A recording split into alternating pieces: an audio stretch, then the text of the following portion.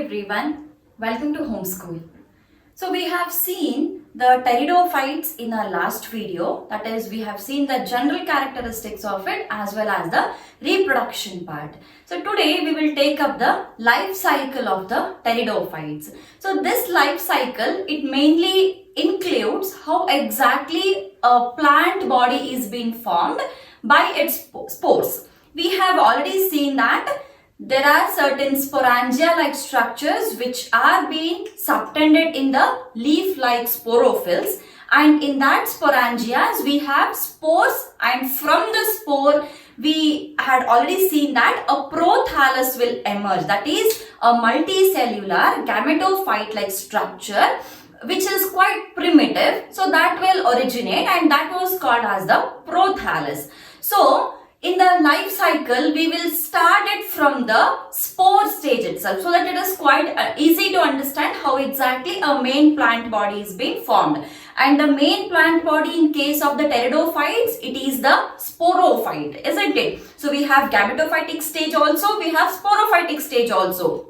But the main plant body here is the sporophyte, or the sporophytic stage is very dominant in case of the pteridophytes. So when coming to the spores, which are the structures that bear the spores or that have the spores inside them, it is the sporangia. So we will first draw a sporangia, and then from the sporangia we will show the spores out of it. Okay, so this is a structure of sporangia and we have spores inside it.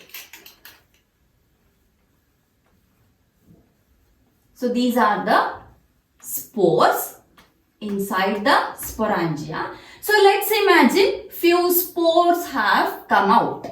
Okay, few spores have been come out. I'll name those structures. We will name them with a different color so that it is easy to understand. So this is sporangia. It is sporangia and these are the spores. So now these spores will germinate and they develop into a prothallus, or it develops into a gametophyte. So this structure will now develop into a gametophyte. A spore itself, okay? A spore is developing into a gametophyte-like structure, right? So this is a prothallus or a gametophyte. Gametophyte, or in case you can also call it as prothallus. So this is multicellular in nature. Okay. Now this prothallus or the gametophyte will bear the male as well as the female sex organs. The male sex organ, that is the antheridia, and the female sex organ, that is the archegonia, are bared on these structures. See, when the spores are being formed, we had seen it in the previous video that a pteridophytic plant or a plant which belongs to pteridophyte, few plants can bear same type of or same kind of spores. Such plants were called as the homosporous, isn't it? And few plants were bearing two different types of spores, and such plants were called as the heterosporous. So irrespective of whether the plant is a homosporous or heterosporous, they have to bear the prothallus or the gametophyte. So once the gametophyte is formed, now the male and the female sex organs are developed on the gametophyte. So let's imagine that we have a female sex organ on one side and we have a male sex organ on another side. Just an imagination, okay? So we have a male sex organ and a female sex organ. The male sex organ, this is called as antheridia. This is called as and this female one is called as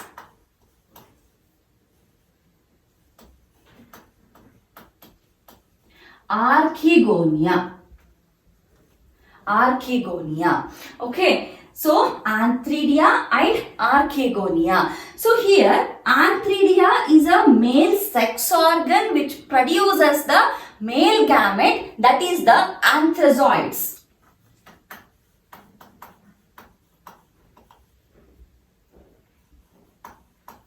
Anthrazoids are being produced in the Antheridia, that is the male sex organ.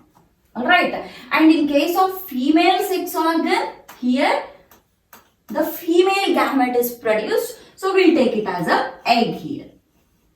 Okay, anthrazoids and egg are being produced. So now what happens? So these anthrazoids and egg has to fuse. How exactly the fusion takes place? We had seen that pteridophytes grow in moist and damp places. And why it is growing in the moist and damp places? The reason was the male gamete has to swim to the female gamete for the fusion, isn't it? That was the reason which we had studied in the previous video. So now what happens? These anthrazoids, they swim to the egg. They swim towards the egg and they fuse to form a zygote. They fuse to form a zygote. So this zygote is now a diploid zygote. Alright, if this has to be diploid, then anthrazoids were haploid and this egg was also haploid. Alright, so from these haploid gametes, the fusion has taken place, or otherwise we can also call that fertilization took place. Okay, so now fertilization has taken place to form a zygote which is diploid in nature. So now this zygote, alright, this zygote will now develop into a embryo. Okay, this zygote, it develops into a embryo, but you have to remember that the development of zygote into a embryo is taking place in the female gametophyte. Okay, so the female part of gametophyte and the male part of the gametophyte. So the female part of the gametophyte, here only the embryo formation or the development of zygote into a embryo will take place. So now what happens? We have a diploid zygote here. So remember, this diploid zygote is also formed here only because the sperms or the male gametes have swimmed and they have reached this particular area for the fertilization or the fusion to take place. So everything is happening here only. So this thallus or the prothallus is present. On the prothallus only all this is happening. So what happens next? The zygote, it has to develop into a embryo. So we will again draw one more thallus. I'll just draw it upside down. So we have a thallus here and we have certain rhizoid-like structures also, root structures. And so now here what happens? The embryo, okay?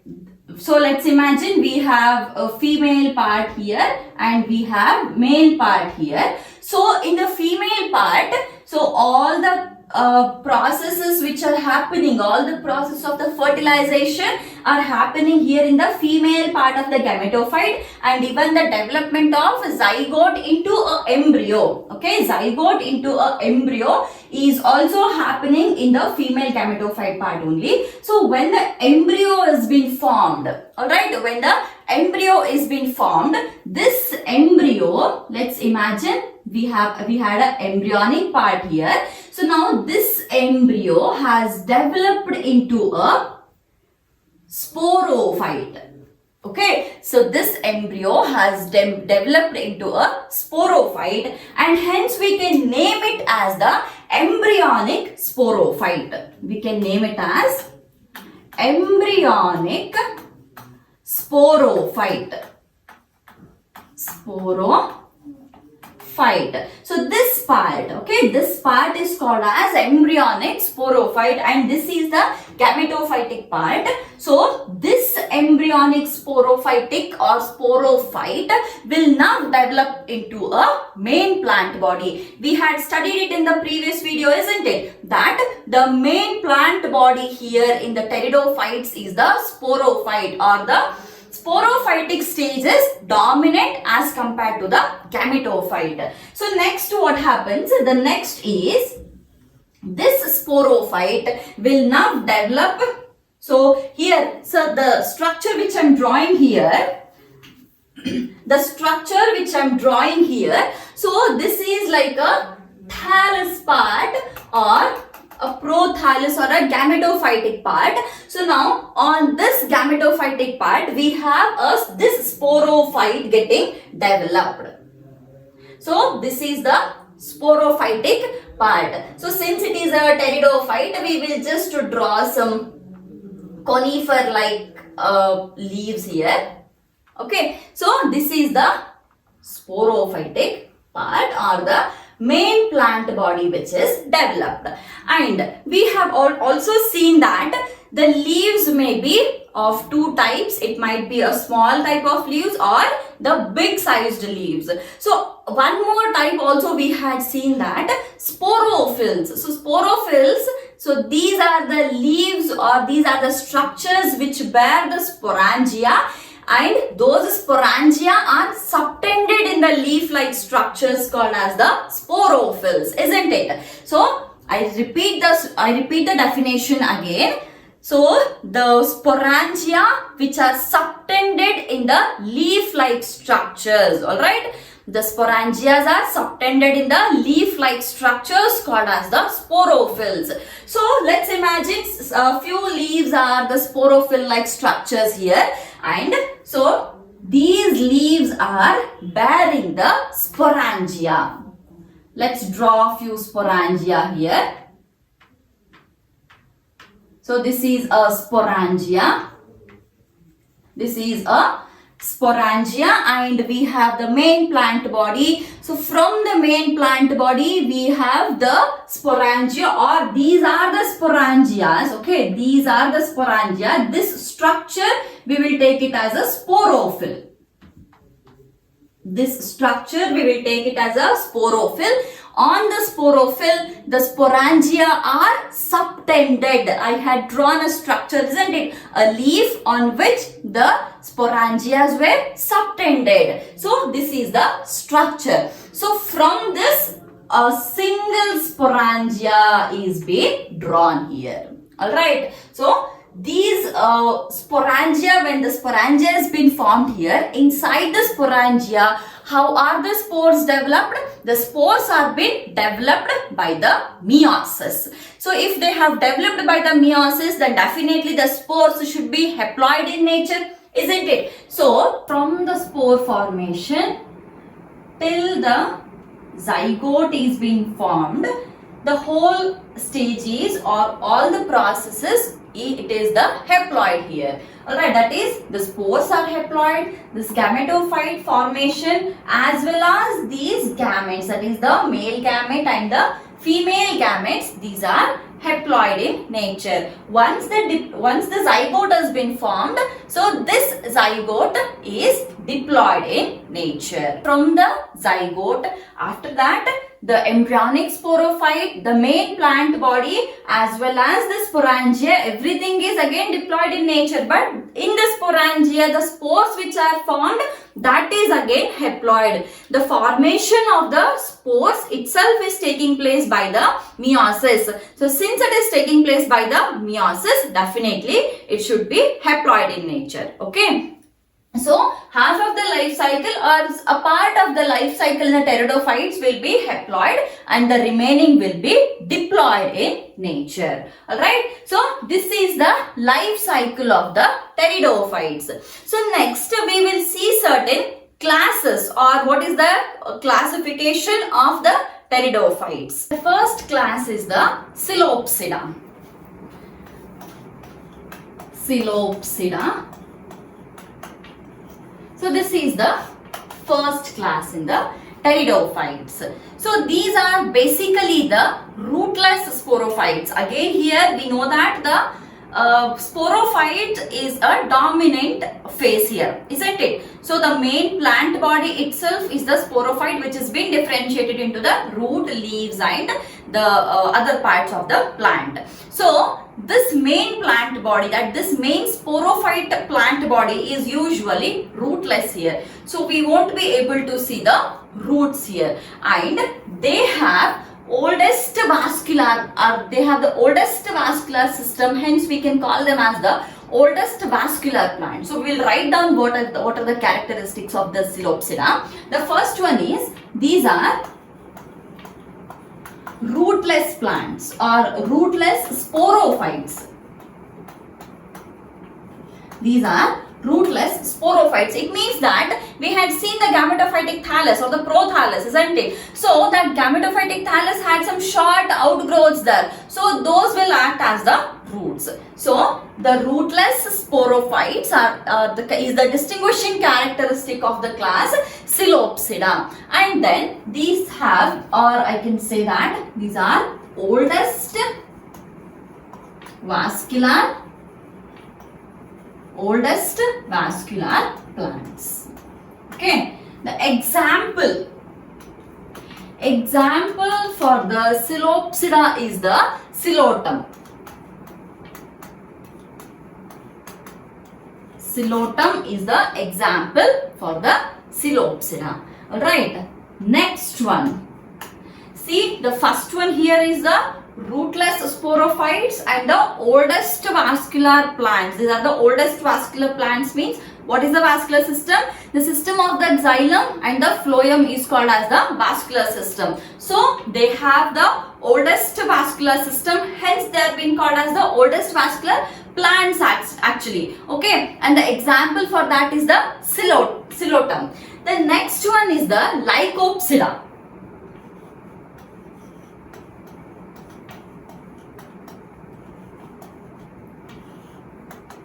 Lycopsida. So we have already discussed the selaginella in the previous video, isn't it? So selaginella is a best example for the Lycopsida. Selaginella is the best example for the class, that is the Lycopsida. So they have a differentiated sporophyte, or we had seen that sporophyll together will form, or many sporophylls together will form a compact structure which was called as the strobili. So such differentiated sporophytes, okay, such differentiated sporophytes which contain the strobili will be placed under the Lycopsida. So we'll write it. Differentiated sporophyte. Differentiated sporophyte which contain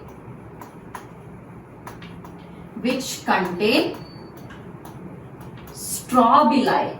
Alright, which contain the strobili. So they are being placed under the Lycopsida, and the best example for it is the selaginella. Next one is Spinopsida. The third one, Spinopsida.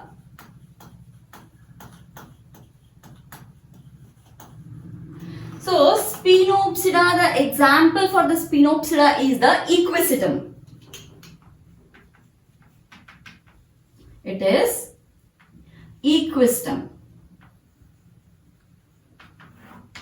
So we have seen the Equisetum already. We had drawn the structure, isn't it? So how exactly the structure looks like? The structure is, we have a long axis like this, and on the axis we have a cone-like structure, as well as we have the transverse whorls as the leaves, isn't it? So the leaves are being borne on the transverse whorls here. So such plants are called as they are being placed under the Spinopsida. So here the leaves are borne in the transverse whorls.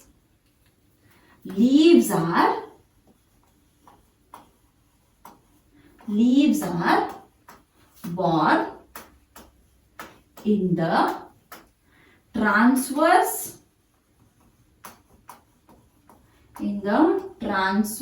whorls. Okay, they are being born in the transverse whorls. The next one is the Pteropsida.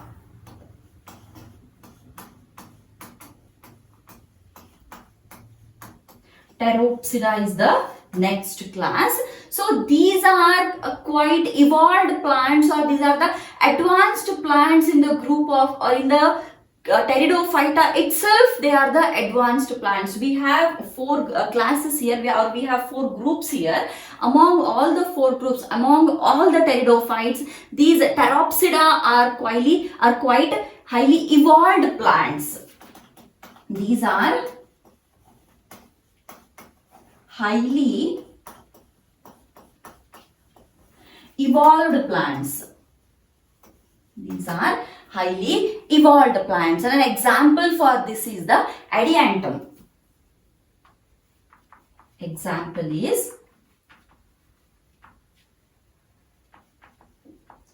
adiantum. Alright, so these are the four different groups which are being placed under the Pteridophytes. So all the groups, while categorizing these are being categorized mainly based on certain characteristics, and majorly the superficial or the morphological characteristics were taken into consideration. So based on the morphological characteristics, these different groups have been made and they have been placed under the Pteridophytes. So we'll just revise this once again. Syllopsida, that is the rootless sporophytes. It means that we don't have roots in the sporophytic part. So majorly the roots are being present, or we can see the roots in the gametophytic part here. Alright, and they have the oldest vascular system. It means that these plants are not the evolved plants. These are not the advanced plants, whereas the Pteropsida are the advanced plants. Okay, so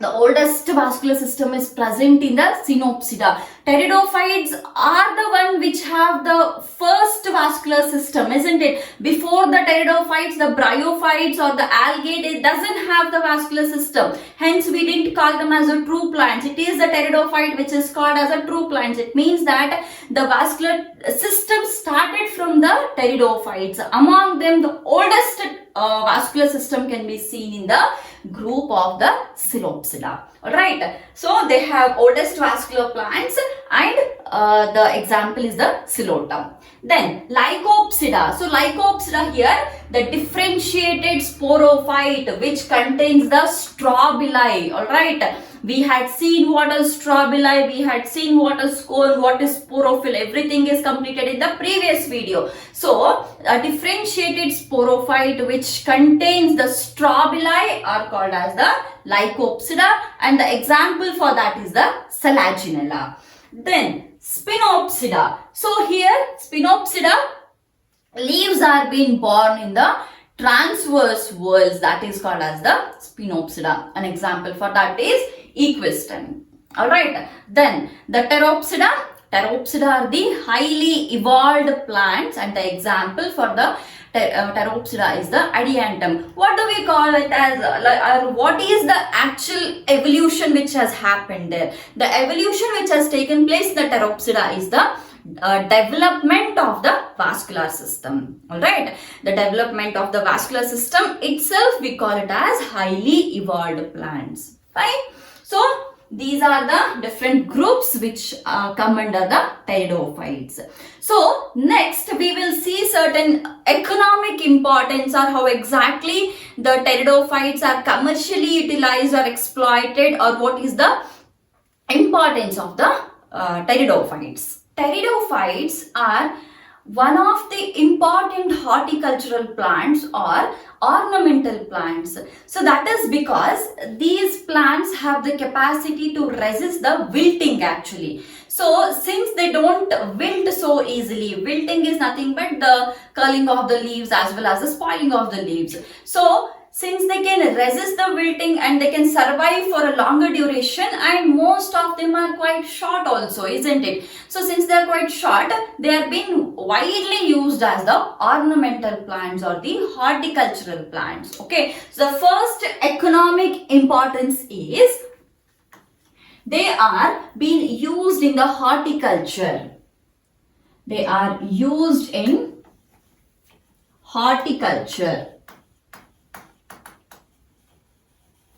They are used in horticulture, and since they resist wilting, or we'll make it the second point only, they resist wilting. They resist wilting. Hence, they are also used as the ornamental plants. Hence, used as ornamental plants. Ornamental plants.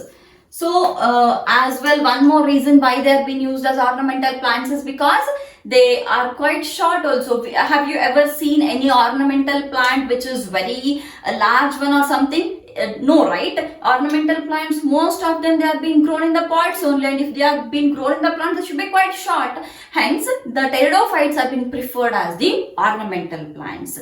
Then, so the leaves of the pteridophytes, they are being used in making some dyes actually, and especially the green dyes. The leaves of pteridophytes, okay, the leaves are used in making green dyes. In making green dyes, okay. Then next one very important commercial use of the pteridophytes is the azolla. Very important. I'll put a star on it because it is widely asked in the exams. Azolla. Alright. So this azolla, it is very famously called as the floating fern. It is called as floating fern. Okay. So they can ask you which is called as the floating fern. That is the azolla is called as the floating fern. So this azolla, which is called as the floating fern, is used as a biofertilizer.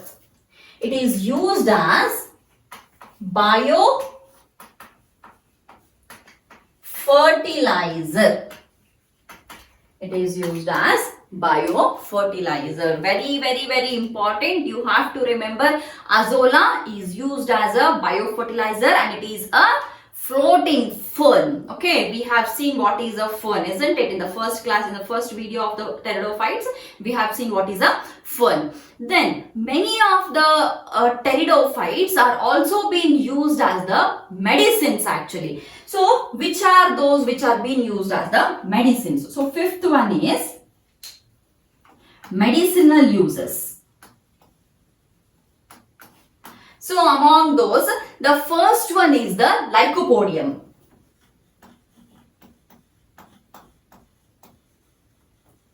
Lycopodium. So this lycopodium is mainly used to treat the skin ailments.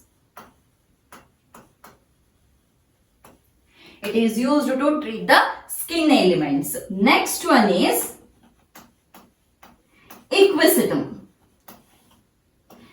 These names you have to remember. It is compulsory because they can ask it in the either in the MCQ form or in the form of the match the following also. So you have to remember all the economic uses of the pteridophytes especially. All right.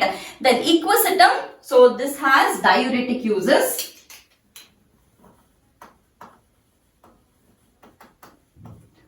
Or diuretic treatment I can write. The first one is the lycopodium, then it is the equisetum, and the third one is the Diopteris.